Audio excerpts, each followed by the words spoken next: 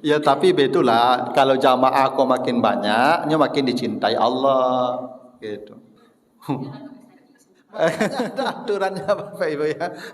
Dalam beberapa kitab fikih itu kan sadat jadi imam tuh pertama yang paling bagus bacaannya tuh.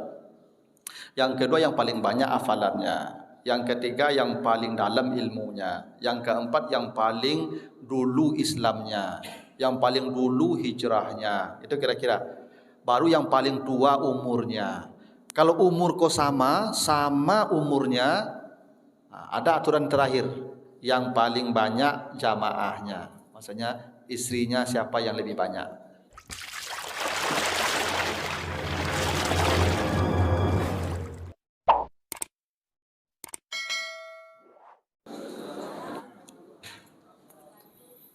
Alhamdulillahirabbil alamin. Assalatu wassalamu ala asrafil anbiya'i wal mursalin wa ala alihi wa ashabihi ajmain. Bapak, ibu-ibu, kaum muslimin, jamaah subuh yang dimuliakan Allah.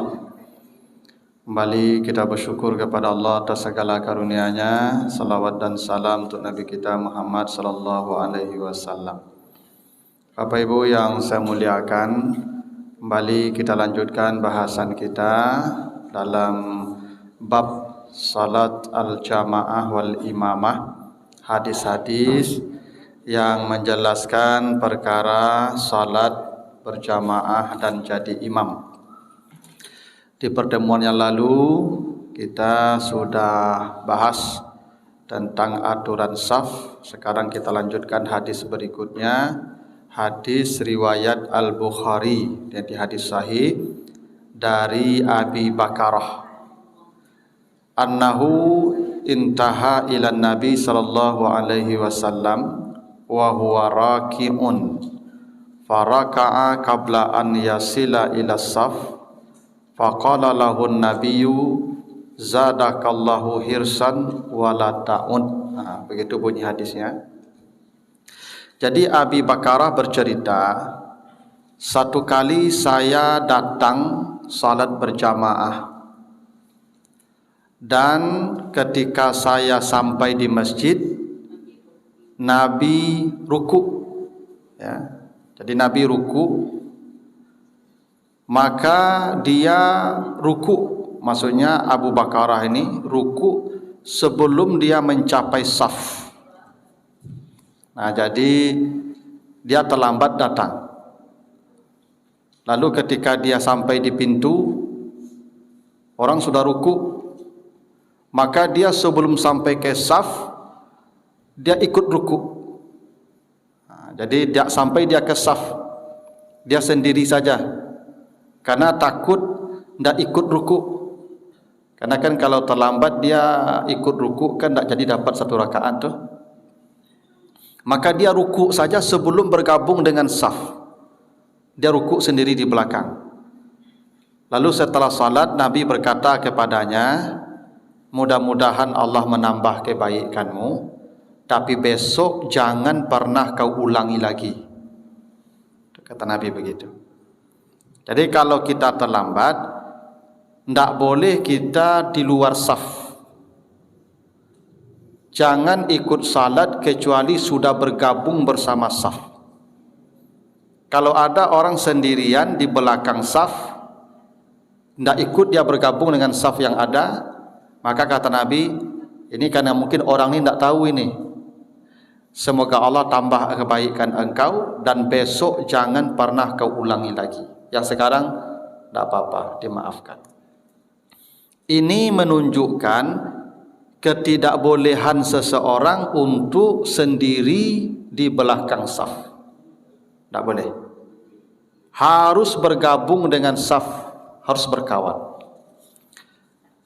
Hadis ini kemudian ditambah penjelasannya dari hadis Wabisah bin Ma'bad, hadis riwayat Ahmad dan At-Tirmizi, Abu Dawud. Anna Rasulullah ra'a rajulan yusalli khalfas saf wahdah fa amarahu ayyu'idas salah.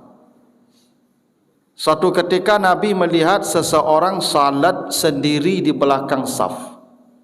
Mungkin ini Nabi sedang salat dengan sahabat, dia terlambat masbuk. Setelah Nabi salam, mungkin Nabi lihat kan kebiasaan Nabi itu Bapak Ibu, kalau setelah salam kan dia balik badan ke belakang. Kebiasaan Nabi begitu Pak. Kalau Nabi sudah salat, Assalamualaikum, itu Nabi itu balik badan ke belakang. Nabi itu biasa memantau siapa yang datang, siapa yang tak datang. Biasanya siapa yang tak datang itu ditanya Nabi, si anu ke mana? Kalau sakit, Nabi langsung lihat setelah salat itu. Itu kebiasaan Nabi begitu Pak. Jadi imam itu tidak hanya memikirkan salatnya Pak, tapi memikirkan juga keadaan jamaah di luar salat. Makanya setiap selesai salat Nabi balik badan ke belakang, Nabi tengok sahabat satu-satu, siapa yang tak datang nanti ditanya tuh. Si anu ke mana? Kau tak nampak dia? Oh dia sakit ya Rasulullah. Langsung habis salat tu Nabi ke rumah dia. Kebiasaan Nabi begitu Pak. Jadi ketika Nabi balik badan ke belakang, nampak orang sendiri. Mungkin dia menyempurnakan salatnya sendiri tadi. Dia tidak bergabung dengan saf. Maka Nabi perintahkan dia untuk mengulangi salatnya dari semula. Kenapa? Karena dia tidak bergabung dengan saf. Kata Nabi, ulangi salatmu dari awal. Berarti salatmu batal, tidak sah. Kemudian ditambah lagi hadisnya dari Talq bin Ali, la salata limunfaridin khalfas saf. Tidak sah salat seseorang yang berdiri sendiri di belakang saf. Jadi saf penuh, dia terlambat, tidak ada lagi kawan, lalu dia salat saja sendiri di belakang, maka dia tidak sah salatnya. Bukan jamaahnya tidak sah Pak, salatnya tidak sah. Sebab bahasa Nabi la salata, kalau la salata tu artinya tidak sah salatnya itu. Sama dengan hadis lain, la salata liman lam yaqra bi Fatihatil kitab. Tidaklah sah salat yang tidak membaca Al-Fatihah. Nah, begitu ya. Jadi la salata tu tidak sah salatnya, bukan berjamaahnya yang tidak sah. Salatnya tidak sah kalau dia sendiri berdiri di belakang saf. Saf masih penuh, saf masih ada atau sudah penuh, tidak boleh. Kalau saf sudah penuh, bagaimana caranya? Hadis ya, riwayat At-Tabrani, ala dakhalta ma'ahum au ijtararta rajulan. Jadi kalau kita terlambat datang, saf penuh, dua kemungkinannya. Ya, kalau saf penuh. Satu, engkau bergabung dengan saf. Jadi pokoknya Pak menyalik saya ke dalam saf tu. Ya. Kan bisa sebenarnya tu Pak. Orang tu kan kadang-kadang mampir-mampir kadang-kadang tu. Ditakan nyusuk kidah menyalik ke dalam. Atau pilihan kedua, engkau tarik seseorang ke belakang. Tu kata Nabi begitu. Itu kenapa Bapak Ibu, yang di sebelah kanan sekali, dia harus tahu kalau pada waktu tertentu ada orang yang akan menarik dia ke belakang. Karena yang ditarik ke belakang tu tidak yang di tengah Pak Ibu, yang di ujung kanan. Kalau yang di tengah nanti ditarik, nanti susah orang merapikan saf lagi. Karena saf tu tidak boleh renggang. Tapi kalau yang paling kanan pojok diambil, kosong di pojok tu tidak apa-apa. Yang tidak boleh itu kosong antara orang. Tapi kalau yang paling pojok kosong, dia dengan tembok. Maka kalau nanti Bapak Ibu terlambat, safnya penuh, kalau tidak mau bergabung dengan saf, ambil saja yang pojok kanan. Pacik kuduknya. Nah, orang yang dipacik kuduk itu harus paham bahwa kalau ada yang megang pundak dia, ya berarti ada orang yang minta kawan. Maka kalau ada yang minta kawan tu mundur ke belakang. Kadang-kadang ada orang tak paham apa Ibu, lah dipacik kudu ada orang, ya Pak, nyontok saya. Lah dipacik kudu ada orang, nyontok saya. Kalau begitu caranya apa Ibu, bisian kata lingonya, kawan dan boleh Pak. Yang tak bolehnya jawab, yo tu monta nama tu. Kalau lah di pacian kudunya Pak, ndaknya mengertinya lah. Maka di bisian kata lingonya lah, ya. Kawan yang kalahkan lah. Makanya berjamaah ni pengetahuannya harus sama, Bapak Ibu. Kalau tidak sama jadi masalah nanti itu. Ya. Bahkan pernah Bapak Ibu, kalau ada pernah saya tu Bapak Ibu, saf saya batal wuduknya pergi berwuduk, lah pulang ambil wuduk dan saf ko ranggang Bapak Ibu, ada merapikan saf. Harus kan dirapatkan ke arah imam. Itu karena pengetahuannya tidak sama. Itu pentingnya kita memahami hadis tentang jamaah ini. Kadang-kadang ada ibu-ibu ni saf alun panu alai. Laya doya tampik nak kadisi lai di mungko tu. Tapi dia memilih sendiri di belakang. Tak mau dia bergabung dengan saf. Bahkan tak mau bergabung dengan saf tu, hendak belok je orang sabalah tu. Itu. Beko assalamualaikum tak calik awak kalinya. Calik lo kawak kan. Awak tu nak pantangan mana?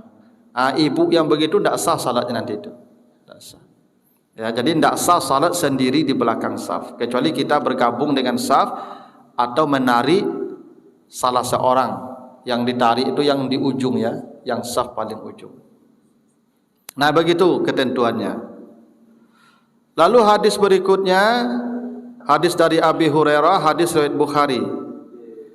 Iza sami'tumul iqamah famshu ila shalah wa alaikum as-sakinah wal waqar wala tusri'u fama adraktum fasallu wa ma fatakum faatimu. Hadis Bukhari Muslim.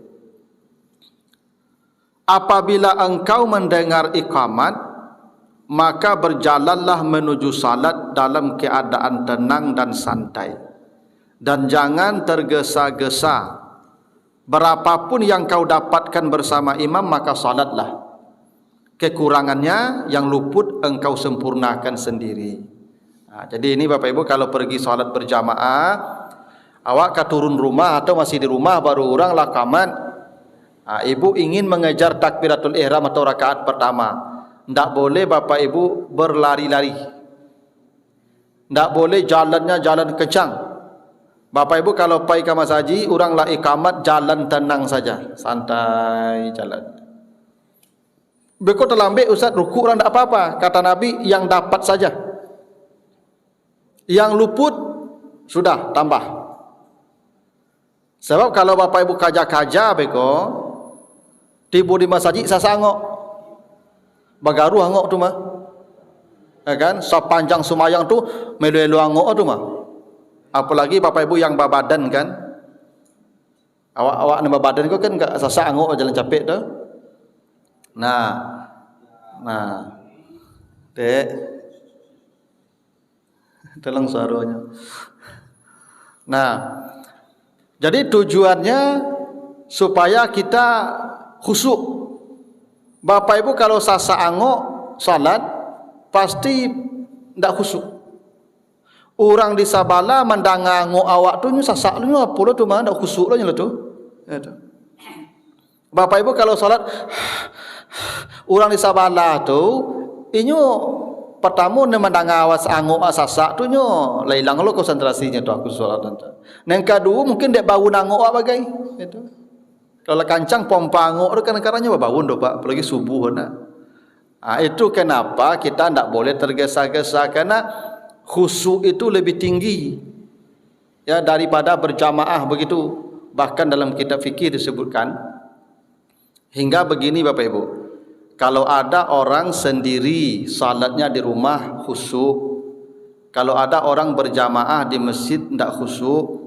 Andai ada begitu nih, yang di rumah dia khusyuk, yang di masjid dia tidak khusyuk, kata sebagian ahli fikih dia lebih baik di rumah.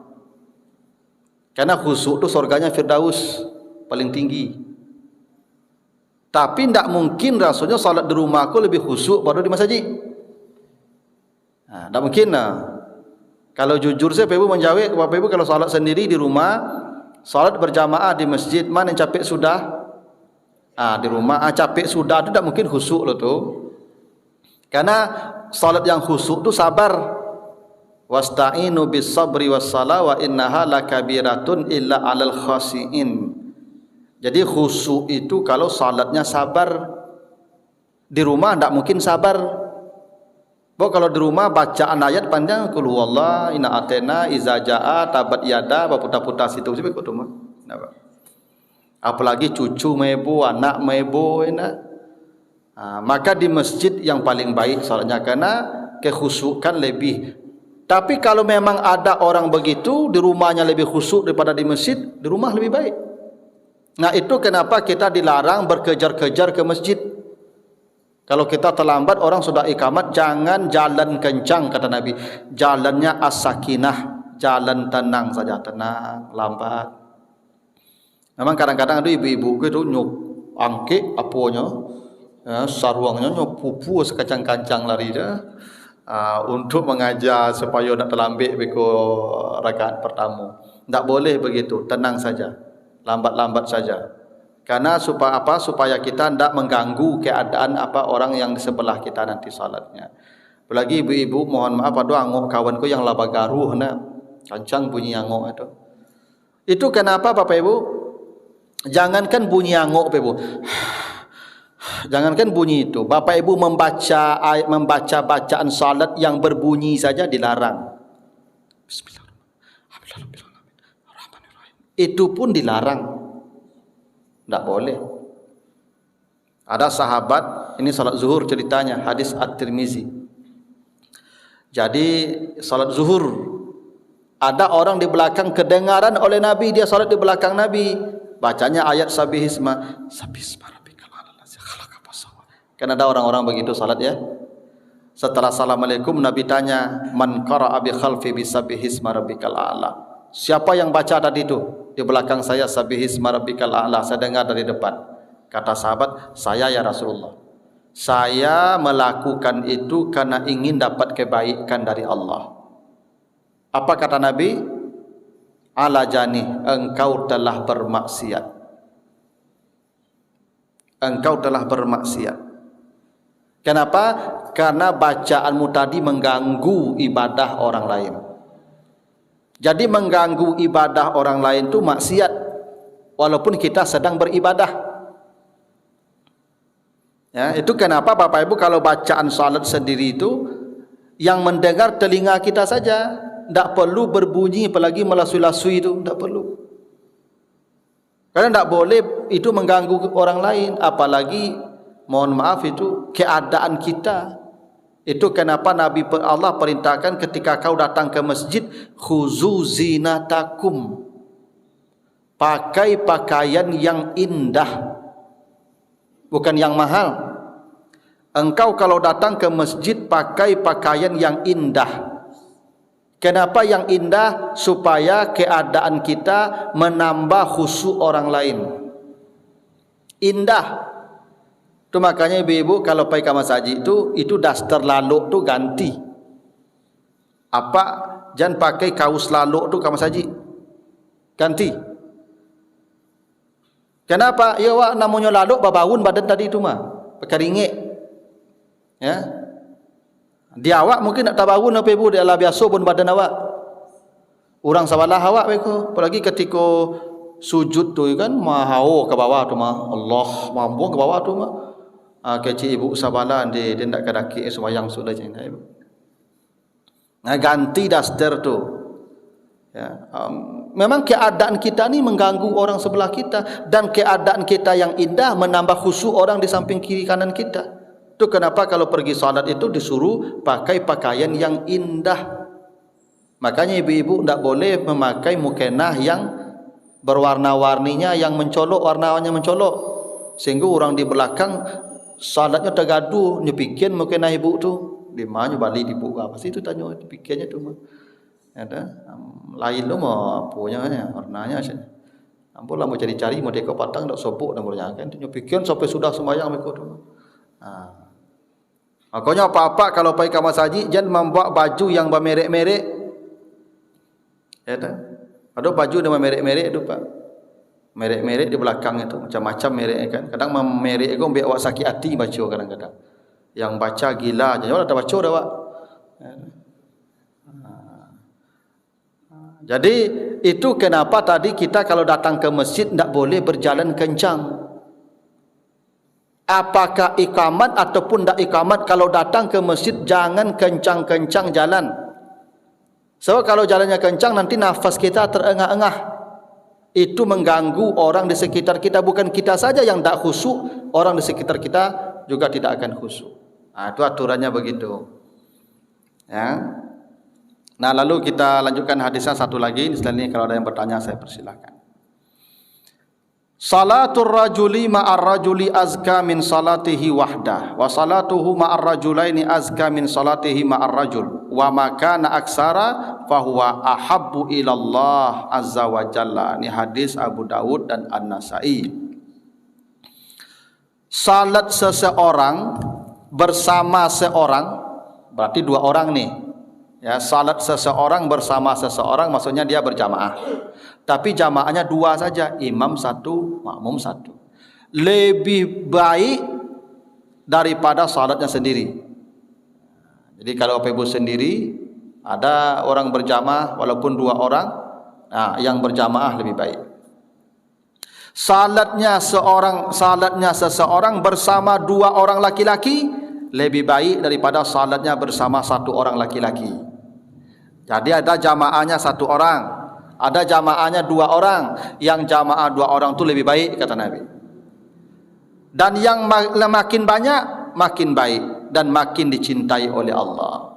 Jadi begini aturannya Bapak Ibu, berjamaah ini makin banyak jumlah jamaah makin baik nilai salatnya. Makanya begini Pak, kalau ada dua masjid musala, di musala ini jamaahnya 10, di masjid jamaahnya 50. Di musala salatnya di awal waktu tapi jamaahnya 10. Di masjid terlambat setengah jam salat tapi jamaah 50. Maka lebih baik kita salatnya di masjid yang jamaahnya 50 walaupun lambat salatnya. Karena makin banyak jumlah jamaah itu makin baik salatnya. Itu kenapa Nabi itu sering menunda salat Isya. Dulu kan tidak ada mik Pak. Kenapa Nabi tunda salat Isya? Menunggu ramai sahabat. Sering Nabi menunda salat Isya itu Bapak Ibu. Kalau hanya beberapa orang yang datang, Nabi belum mau salat. Ditunggu ramai-ramai dulu baru Nabi salat Isya. Ya. Jadi memang menunggu jamaah ni, kalau memang jamaah kau pasti datang, lebih baik salat tu ditunda daripada Bapak Ibu salatnya di awal waktu jumlah jamaahnya sedikit.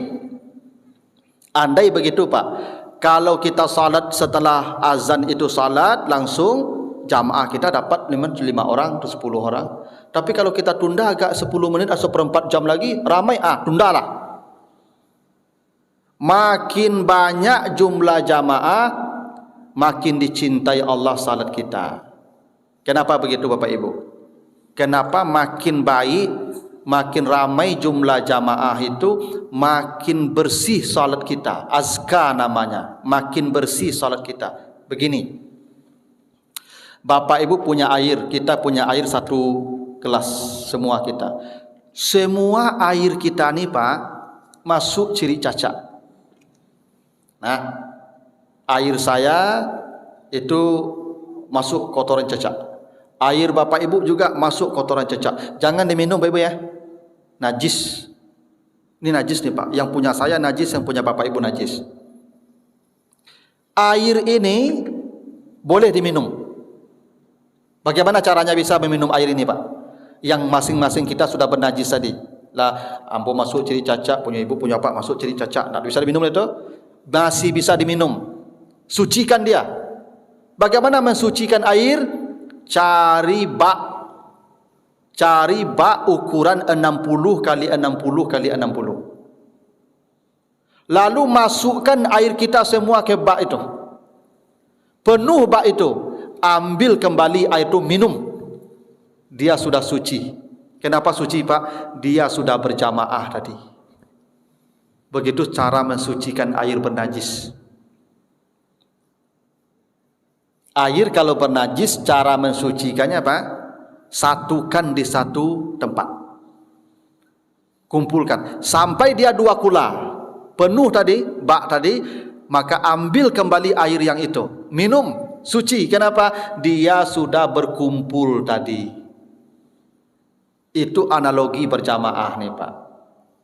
Maka makin banyak jumlah airnya, makin bersih. Itu kenapa air laut itu tidak bisa dinajisi oleh apapun. Air laut itu Pak, nampak bangkai satu kontainer bangkai Pak, apa sibak saya bangkai itu uduk dengan air laut yang diantara bangkai-bangkai itu. Kenapa? Air laut terlalu banyak jumlahnya, tidak bisa lagi dinajisi oleh apapun. Maka salat yang ramai itu Pak Ibu, Masya Allah paling bersih salatnya itu Pak, seperti air tadi. Itu analoginya, dan itu pentingnya jamaah kok banyak. Tuh. Karena kata Nabi, famakana aksar fahuwa ahabu ilallah. Makin banyak, makin bersih salatnya, makin dicintai oleh Allah salatnya. Nah, itu maka ibu bapak kalaupun berjamaah di rumah, kan bisa ibu berjamaah di rumah jo suami itu, tapi berduanya kan, ke masjid lah. Kenapa? Lebih ramai di sini. Semakin ramai jumlah jamaah tu makin baik, makin dicintai Allah. Ayat hadis ini yang dipakai oleh sebagian orang untuk menjadi dalil poligami. Makin banyak jamaahnya makin baik, makin dicintai Allah. Jadi kalau cuma satu makmumnya, itu baik tapi belum dicintai Allah. Tapi kalau sampai makmumnya, itu dicintai Allah. Iya Pak. Ya, tapi kalau Pak Cik makmumnya berarti ya sudah baik, tapi baru baik saja. Kapan dicintai Allah? Kalau makmumnya sampai 4. Berarti jamaahnya makin banyak, itu makin dicintai oleh Allah. Ambo mengejek modeko ibu, de orang rumah ambo dak disiko. Ya, kok disiko orang rumah ambo dak taluk dak boleh. Ini analoginya ke situ tuh ibu. Jadi kan makin banyak jamaah makin dicintai oleh Allah. Jadi ibu-ibu kalau mau carikanlah tambahan jamaah, ya kan? Pak tambahlah jamaah Pak, ya gitu. Kalau kami minta jamaah kan jarang-jarang imam minta tambah jamaah Pak ibu. Kalau bisa jamaah itu yang mengatakan ke imam, Pak Imam ya, tunggu jamaah cik lai baanya ya, itu kan hancur tuh. Kalau itu ke cik ibu tu kami tak kaberang tu ya. Kan kalau ibu dah minta tambah jamaah tu dah bah. Tapi kalau kami ni kami minta tambah tu aku caki Kami ko sebenarnya pangana lai samu ya. Cuman dia takui saja. Rasa takui ko.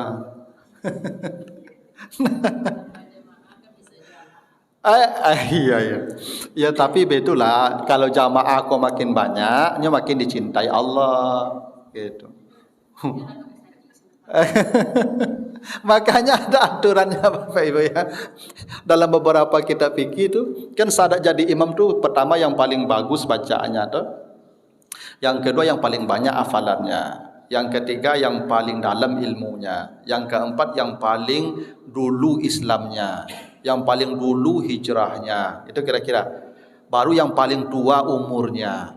Kalau umur kau sama umurnya, ada aturan terakhir. Yang paling banyak jamaahnya. Maksudnya istrinya siapa yang lebih banyak. Iya.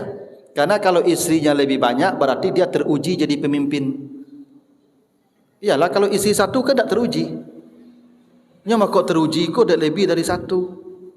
Jadi kalau ada 4 istrinya akur berarti terujinya tu. Layak jadi imam tu. Kalau ciek, ya nyobalan tak akur cieknya. Berarti dia kepemimpinannya belum teruji. Kan imam pemimpin. Maka ujian pemimpin tu salah satunya dia sudah teruji pemimpin. Dia ada teruji tu, ampeknya pimpin aman. Itu makanya ada syarat begitu tu Pak. Ah. Begitu. Ayolah. Iya, tak apa-apa kan misalnya banyak janda-janda yang punya anak banyak itu. Itu ibu doronglah Pak menyelamatkan anak-anaknya tuh jando-jando tuh. Ya tuh. Oh, kadang pahala ibu kan kata Nabi ana wa kafilul yatim kahataini fil jannah. Saya dengan orang yang menyantuni yang membiayai hidup anak yatim tuh begini di surga dekatnya. Iya, iya jadi lapak yang lamapan lama ndak perlu ialah banyak pitinya. Itu ibu suruh lah, Pak carilah jamaah cik lah ya. Itu.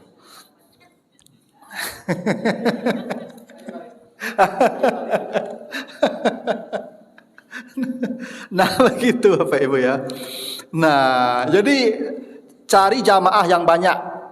Ya Bapak Ibu kalau ada 2-3 tempat ibadah yang berdekatan, calik-calik mana yang banyak jamaahnya di situ. Datang ke situ.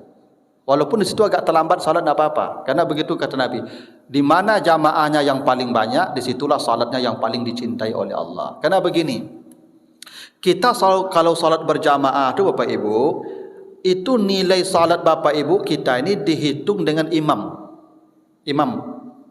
Karena itu imam yang paling hebat tadi. Ya bacaannya, hafalannya, ilmunya, akhlaknya gitu ya. Kalau imam kita salatnya tidak baik, tidak standar salatnya, mungkin dia tidak khusyuk, mungkin banyak kekurangan salatnya, maka dicari di saf pertama itu. Siapa di saf pertama yang salatnya paling baik? Kalau tidak ada juga yang paling baik, mungkin di bawah standar juga, dicari di saf kedua oleh para malaikat. Siapa salat itu yang paling hebat di saf kedua? Tidak juga pindah ke saf ketiga. Pasti ada yang paling hebat dari semua orang itu. Makanya makin banyak, makin jamaah makin banyak pilihan malaikat. Tapi kalau berdua bertiga kan tidak banyak pilihan malaikat lah. Itu kenapa kita dicari jamaah yang paling banyak. Begitu.